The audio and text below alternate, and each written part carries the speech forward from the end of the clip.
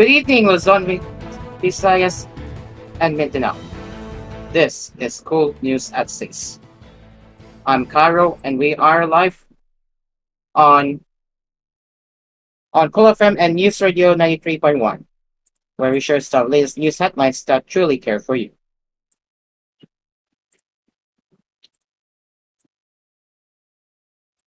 Okay, one moment.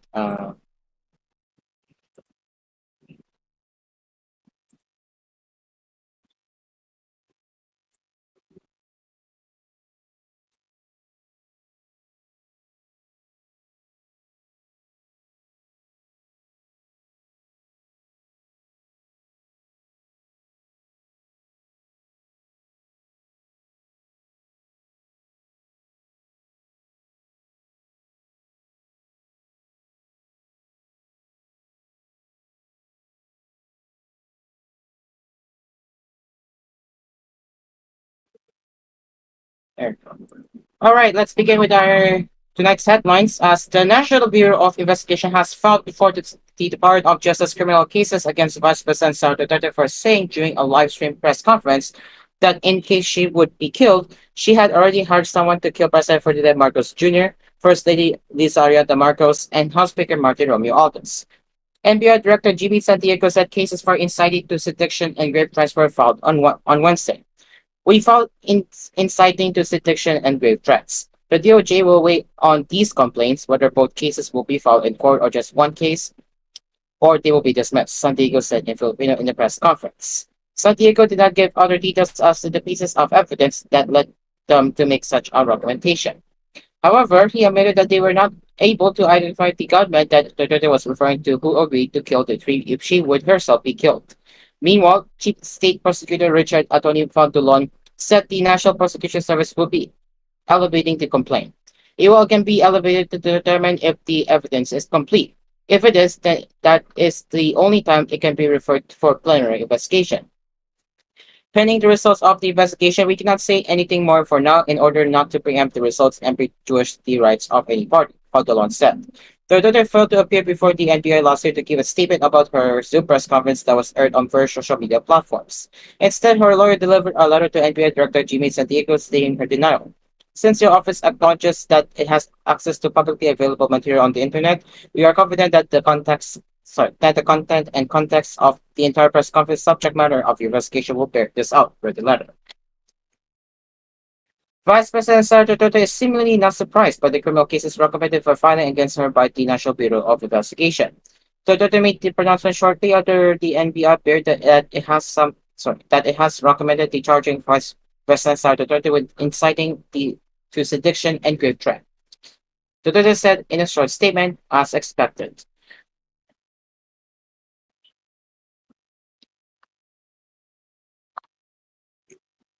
Smuggled goods worth 85.1 billion pesos were confiscated by the Bureau of Customs in operations in 2024, the agency said on Wednesday. In a statement, the Bureau said it conducted over 2,100 anti-smuggling operations last year to target counterfeit products, illegal drugs, tobacco products, vape items, and agricultural commodities. Customs also reported that it sold almost 20 billion liters of fuel in its fuel marking program, a measure to combat the smuggling of petroleum products. The Bureau said the amount of fuel marked in 2024 generated 442 billion pesos in tax revenue and saw a 5% increase from the fuel mark in 2023. Furthermore, Customs said it revoked the license of 56 importers and brokers found to have violated regulations and filed 45 criminal cases for smuggling incidents. By leveraging intelligence enforcement and interagency collaboration, the BOC remains steadfast in its mission to secure our borders and uphold economic stability, Commissioner Bienvenido Rubio said in a statement.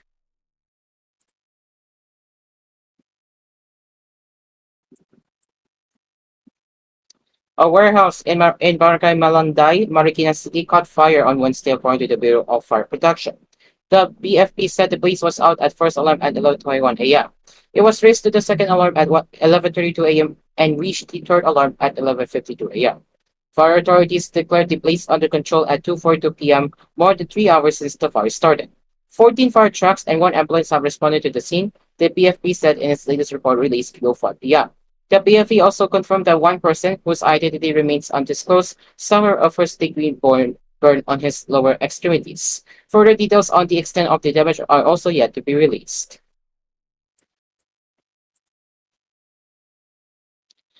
Two people were injured in a fire that broke out in a residential area in Caloocan City early Wednesday, the Bureau of Fire Protection reported. In its latest update, the BFP said a 49-year-old man sustained a puncture wound on his right foot. Meanwhile, another 46-year-old man suffered an abrasion on his lower leg. Authorities did not disclose both of their identities. The blaze started on Kawa Street, Barangay 28. It was on the first alarm at 2:31 a.m. It was raised to the second alarm just 6 minutes later. The BFP declared the blaze under control by 5:04 a.m. and completely extinguished by 5:40 a.m. Fire authorities have yet to report on the cause of the incident and the estimated cost of damage. Makati Mayor Abby Binay warned the public on Wednesday against a scammer using her name and telephone number to solicit money. According to the mayor, the scammer, who uses her picture and number, sends messages asking for money to be deposited in a bank account of a certain Rex and Rusi Alcalor. The message identifies the bank and account number and promises to reimburse the amount deposited. The mayor said the scammer could have managed to get her number using an IMSI capture, a device that downgrades a smartphone to 2G, allowing the scammer to send messages using the target's number or a masked number. The scammer has managed to get my number, so it will appear as a legitimate message from me, the mayor said. I urge the public to ignore these messages and report them immediately to the proper authorities, she added.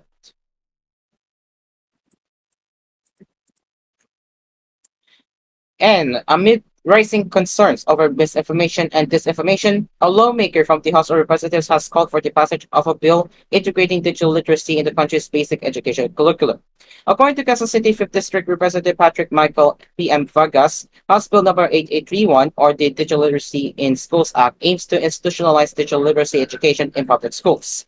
If enacted, the bill will require the Department of Education or DepEd to incorporate modules on fact-checking, source verification, responsible social media use, and critical analysis of online content into the basic education curriculum.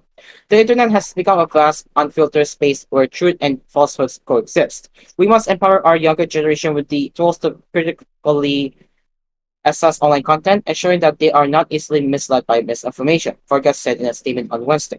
Vargas noted that the bill is currently pending with the House Committee on Basic Education and Culture, but remains optimistic about its progress. With the lower house taking a firm stand against fake news and misinformation, I am hopeful that my fellow legislators will prioritize this bill, the lawmakers said. Its passage is especially urgent as we approach the election season when a well-informed and discerning electorate is more critical than ever, Vargas noted. The House Committee on Public Order Safety, Public Information, and Information and Communications Technology recently launched an inquiry into the spread of fake news and disinformation in the country. A total of 40 social media personalities and representatives from various online platforms have been invited to the committee hearing on Tuesday, February 4, but only 3 attended and faced the House panel. The attendees were lawyer Ricky Domodogoro, columnist and Publicis Asia founder Balu T. Huia, and vlogger Mark Gamboa.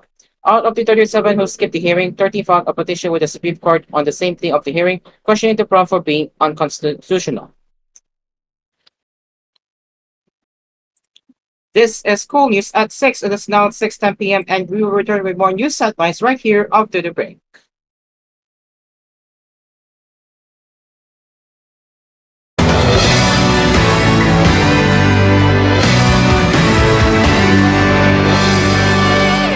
This koolNews edition was brought to you by Ginuman San Rafael, ganadong mabuhay. Katips Hotdog, amoy na amoy ang sarap, kids can tell. And PVC Drugs, serbisyong tapat, alagang sapat.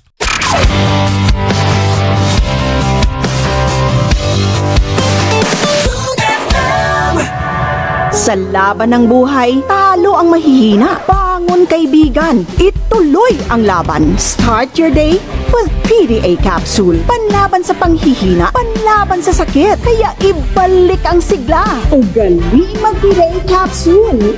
Araw-araw. PDA. Protection. Defense against diseases and viruses. 8 hanggang dulo, patungo sa bagong bukas. Blooms Partist, ang partist ng bawat Blooms. Number 8 sa balota. Political or fictional advertisement paid for and by Bloom's Party List. 88 Pantropico Avenue, Diliman, Quezon City. Good morning, Miss Grace. Tell me about yourself. Hello po. Graduate po ko sa bungi. Major in bungi. Magna cum bungi. Ako po'y very bungi worker. And I think I can be a great bungi to this company. Tulad ka ba ni Grace na mas pansin ang bungi kaysa sa credentials? Miss Bungi, Grace, sa ngayon wala kaming opening. We'll get back to you na lang, ha? Kung ikaw rin ay may bungi prob sa job hunting, maaari kang mabigyan ng Polydent ng libreng pustiso sa Opland Balikngiti program. Go to polydentbalikngiti.com now. Goodbye to me, Masya.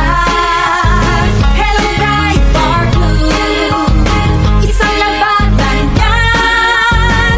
Bright bar blue. Pride Bar Blue with powerful stain-away enzymes. Malupit magtanggal ng dumit mancha pero di masakit sa kamay. Goodbye to me, Masya. Hello, bright bar blue. Isang labanan yan. As tested ang cotton and polycotton. Sa mancha, malupit. Sa kamay mo, mabait. Pride Bar Blue manufactured by ACS Manufacturing Corporation. ISO certified world-class quality. ACS. Dapat tunayan na, sa panahon ng pinakamatinding pagsubok, dala ni James Roaf ang pagbangon, pag-asa at pagbabago. Nang tinamaan tayo ng matitinding kalamidad, nagpatayo si Roaf ng higit 200,000 bahay at nagbigay ng hanap buhay para sa mga nasakuna. Nang naging kalihim ng turismo si Roaf, higit 5 milyong turista ang bumisita sa Pilipinas at nakalikha ng higit 10,000 trabaho at oportunidad para sa lahat. Leadership, results, integrity. James Roaf, pagbabagong kailangan para sa ating bagong bayan. Political ad paid for and by Action Nacion People's Coalition, 14th floor U World Hotel, Ayala Center, Makati. Tight game! Shoots and it's... Nabitin? Mag-Tusiran Forte with Total Cough Relief Formula. Laban sa dry non-stop ubo, kati sa lalamunan due to post-nasal drip at sakit sa kakaubo. Tusiran Forte! Unilab yan. Dextromethorphan, HBr plus phenylpropanolamine HCl plus paracetamol is the generic name of Tusiran Forte. If symptoms persist, consult your doctor. Ang numero unong kailangan sa ngayon, extra strong ka dapat para di ka mawasak ng anumang hamong ibigay sa'yo. Ang hanap ng Red Horse Beer, extra strong na tulad mo. Lakas. Tama. Kayang tumindig at harapin ang mga pagsubok na parating. Panatag ang loob na bukas na namnamin mo ang iyong tagumpay. Lakas ng tama pero di wasak sa hamon ng bukas. Red Horse Extra Strong! The #1 extra strong beer in the world! Drink responsibly. Paolo Avellino po. Body pain can stop you from doing your best. Salon Pass with direct ingredient penetration, fast acting within 30 minutes, long-lasting relief up to 8 hours for shoulder, neck, and back pain. Salon Pass. Methyl salicylate menthol tocopherol acetate camphor is a generic name of Salon Pass. If symptoms persist, consult your doctor. Welcome sa Cebuano Amazing World. Dito, all-in ang microfinancial services. OFWs, sakay na! May loan pampagawa ng bahay, pang-brand yung motor, o bagong business. Cebuano Amazing! Swak ang microsaving dito. Laging ready with microinsurance. May money transfer, may cash in, cash out, remit to bank, at bills payment. Cebuano Amazing! Pwede rin mag-invest sa gold. May rewards pa! San man sa Pilipinas, basta microfinancial services, all-in dito. Kaya Cebuano Amazing ang life! Microsavings is a product of Cebuano Lumiere Rural Bank. Deposits are insured by BDIC up to 500,000 pesos per depositor. Supervised by the Bangko Sentral ng Pilipinas. Bilang isang ina, marami akong obligasyong kinakaharap araw-araw. Ramdam ko ang sakit ng katawan, parang tinutusok-tusok. Kaya sa simula pa lang ng sakit ng katawan, Omega Painkiller agad ang kasama. Dahil may lamig-init sensation na nanunood in as fast as 30 seconds. Para sa gaan ng pakiramdam na magaan sa bulsa. Kaya para sa mga ina na patuloy na nagtataguyod ng pamilya, Omega Painkiller. Kasama ko sa araw-araw. Methyl salicylate plus camphor plus menthol is a generic name of Omega Painkiller. If symptoms persist, consult your doctor. Petron Gasul, Petron Gasul, kasaligan sa kusina, sakto sa timbang. Tung sa True Blue Flame, grabe yun kasulit, gold quality standard, dilig yun ka maipit. Petron Gasul, maugoy kasaligan, daghang sunod, pero di yun matukngan. Petron Gasul, Petron Gasolista, Petron Gasul, Petron Gasolista, Petron Gasul, Petron Gasolista, Petron Gasul. Mark Stevia, pampatamis without worries. Ito ay isang alternative sweetener na may mababang calorie content na nagmumula sa halamang stevia. Ito'y pwedeng gamitin sa inumin at pagkain. Mark Stevia Food Supplement. Mark Stevia Food Supplement, pampatamis without worries. Ito na ang ating gamitin. Pwede sa kape at pwede sa pagkain. Mark Stevia Food Supplement, pampatamis without worries. Mark Stevia, dito na tayo. Kalusugan mo ay sigurado. Stevia, natural pampatamis sa mga health conscious. Ito pinaka-the best na gamitin pagkat iwas sa diabetes. Di ito asukal kaya di dapat mag-worry. Masarap sa tsaa, pati na rin kape. Ang buong pamilya ay dito na kami sa Mark Stevia at ang presyo di mahal. Galing sa halaman papatamis natural. Inaral ng maigi ng mga eksperto na sa kalusugan ay hindi makaapekto. Una mong hanapin ang pinaka-the best Mark Stevia, ang natural pampatamis. Pampatamis na natural, walang halong asukal. Ang Mark Stevia ay produktong mula sa Jmar Marketing. Bawat araw ay sumasaya. Ang sarap pag nagpresto ka. Tikang peanut butter filling niya. 45 with the vitamins pa. Ang yummy snack na hanap ko. Presto number 1 ito. Presto number 1 ito. Presto, the #1 cookie, available nationwide. Buy now. URC's calculation based in part on data reported by Nielsen IQ through its retail index service for the biscuits category for the 52-week period ending May 2024 for total Philippines. Brush, brush, brush 3 times a day. Brush, brush, brush to keep cavities away. Brush, brush, brush 3 times a day. Brush with Colgate. Brush, brush, brush, but strong, strong, strong. Brush, brush, brush, but Colgate strong. Brush with Colgate. Brush, brush, brush, but Colgate strong. Brush with Colgate.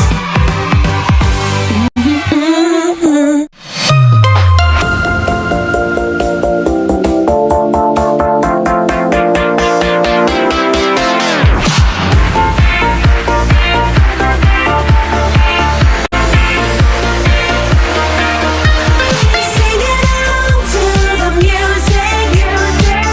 99.5. Total.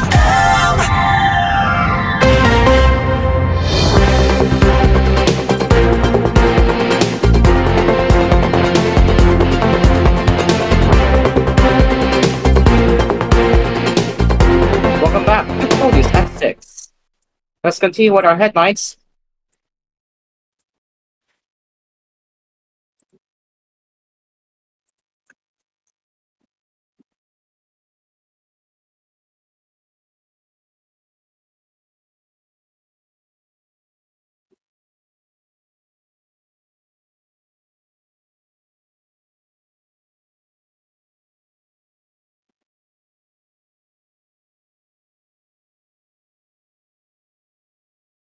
No leader, institution, or office should be above the law, according to House Speaker Martin Romulo Aldous, stressing that the 1983 Constitution commands obedience and demands accountability.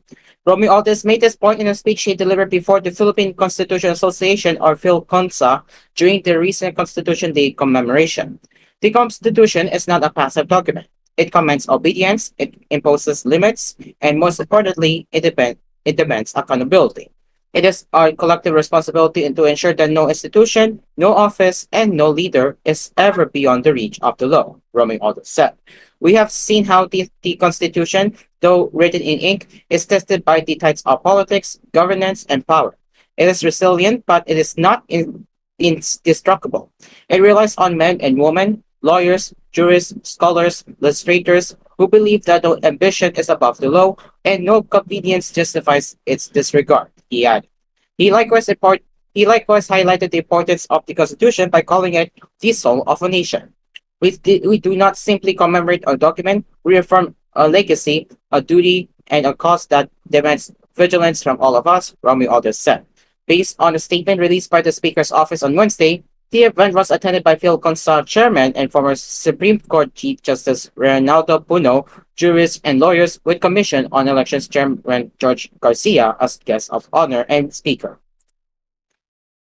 Meanwhile, the Philippine National Police said there are now 846 violators of the existing gun ban imposed for the 2025 midterm elections.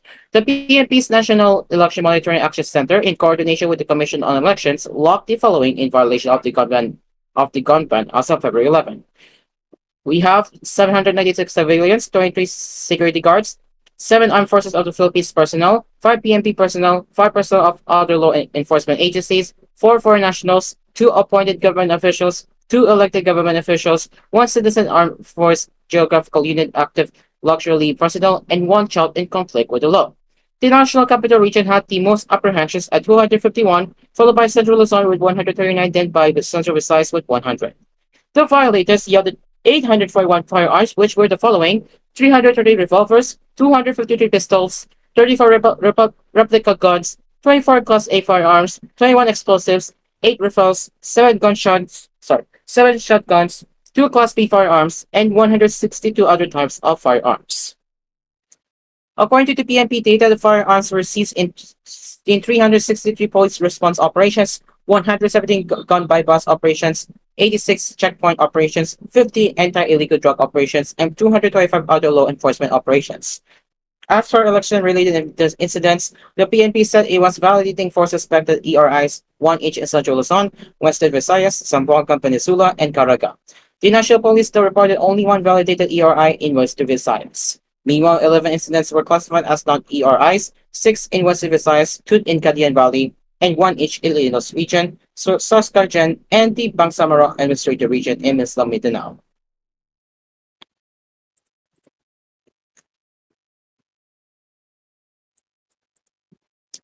The threat against President Ferdinand Marcos Jr.'s life grows each day as the Virginia Chamber continues to delay the impeachment trial against Vice President Sara Duterte, a lawmaker warned senators on Wednesday.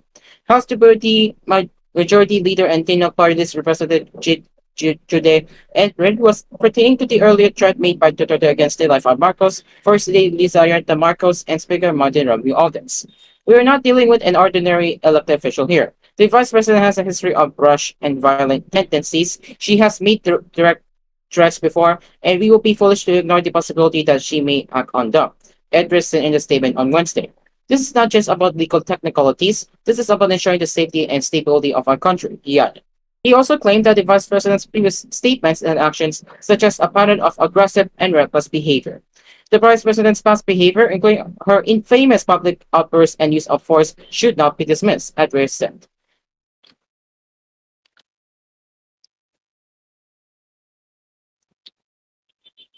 Alexander Baldonado, a Filipino-American physician from Queens, New York, has been found guilty of submitting over $24 million in fraudulent claims to Medicare for unnecessary laboratory tests and orthotic braces.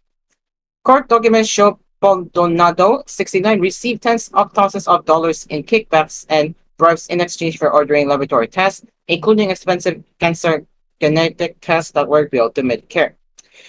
Baldonado authorized hundreds of cancer genetic tests for Medicare beneficiaries who attended COVID-19 testing events at assisted living facilities, adult daycare centers, and retirement community in 2020.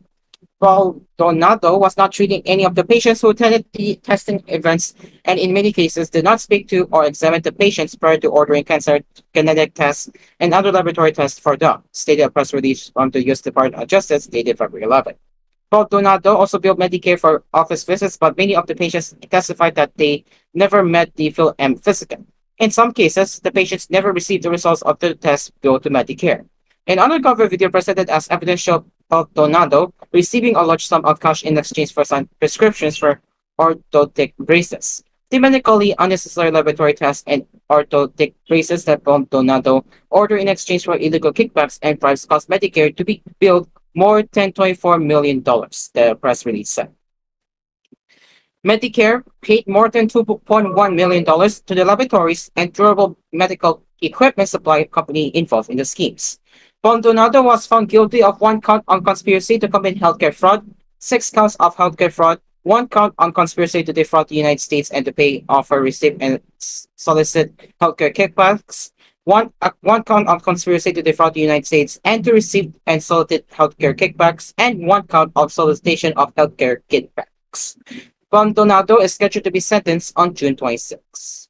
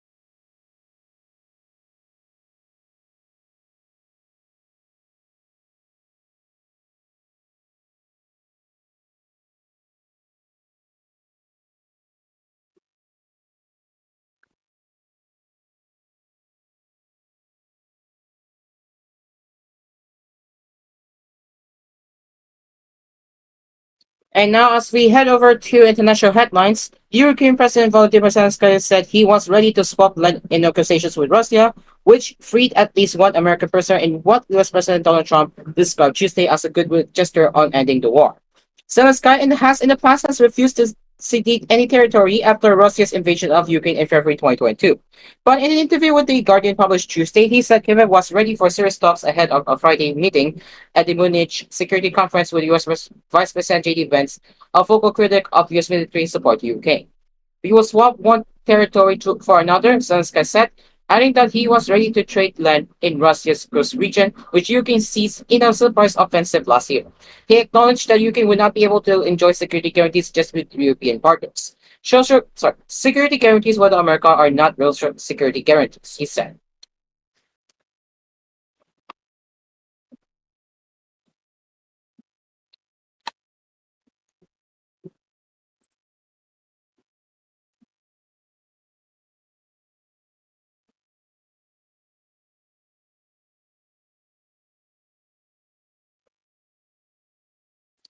And finally, into the entertainment, Ariana Grande opened up about feeling tired from maintaining her pop star status, saying that she now wants to shift her focus to acting following her breakup performance in the musical film Weekend. In the recent interview with the Hollywood Reporter, the Grammy-winning singer admitted that the pressures of the music industry have taken a toll on her, which is why taking on the role of Gillinda in Weekend somehow healed her. At a certain point, you get tired of that pop star character because it is a character she told the US magazine. There are pieces of you and your story that are woven throughout your songwriting, but then because of the way it travels and becomes sensationalized, it gets away from you. And beneath all of it is just a girl from Boca who loves art, and I think that's why it's been such a deeply healing gift to disappear into this character and to take off one mask and put on another. The singer actress continued, adding that acting is where her heart and her focus lie at the moment. Grande, who recently received her first Oscar nomination for her performance as Gillinda, previously said that she has no plans to tour at the moment because she is in hopes to do more films. Despite her growing love for acting, the Thank You Next singers emphasized that singing will always be part of her. I kind of have a specific vision for things, and sometimes that will delay them, but I love singing those songs, and I really love performing. But being on stage right now, I don't have a plan for that, but it will always be in my line, and I love those songs very much. She told the Variety Awards circuit broadcasts. Ladies and gentlemen, it is now almost 6:30 p.m. and that brings us to the end of Cool News at 6. We will return with more news headlines later with Cool News Prime Time at 10:30 p.m. You can also send us your comments and suggestions and feedback to our email at tvhphilippines.news@gmail.com. Coming up next on Cool FM is Ask Christopher. I am Cairo and this has been Cool News at 6. Good evening.